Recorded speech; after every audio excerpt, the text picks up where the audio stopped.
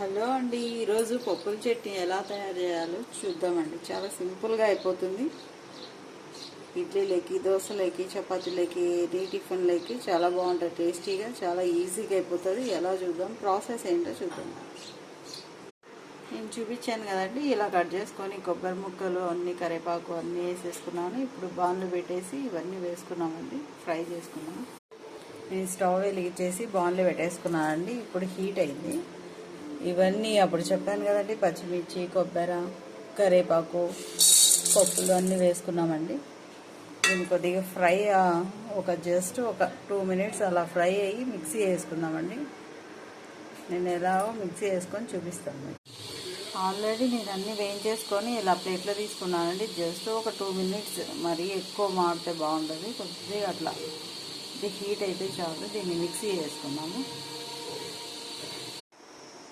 Already మనం ఇవన్నీ చూపించాను కదండి, పప్పులు అన్నీ ఇవన్నీ అయితే మిక్సీలోకి వేసాను. ఇప్పుడు దీన్ని పౌడర్ చేసుకున్నాము. దీంట్లోకి సాల్ట్ యాడ్ చేయాలండి. స్టవ్ వెలిగించేసి ప్యాన్ పెట్టానండి. ఇప్పుడు మనం పోపు పెట్టేసుకున్నాం. చట్నీ ఆల్రెడీ చేసుకున్నాం కదండి, దాంట్లోకి పోపు పెట్టేసుకున్నాం.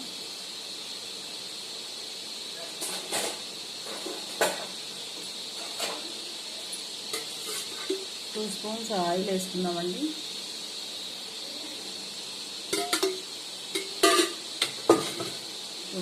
ఆయిల్ వేసుకున్నాం, అది హీట్ కావాలి.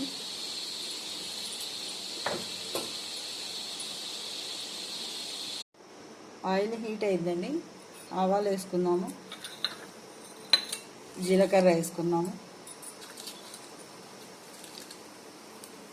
రెడ్ చిల్లీ వేసుకున్నాము,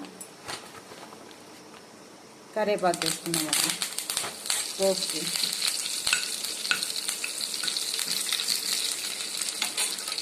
ఆల్రెడీ మనం మిక్సీ వేసుకున్నాం, దాంట్లోకి మిక్స్ చేసుకున్నాం ఇది పోపు.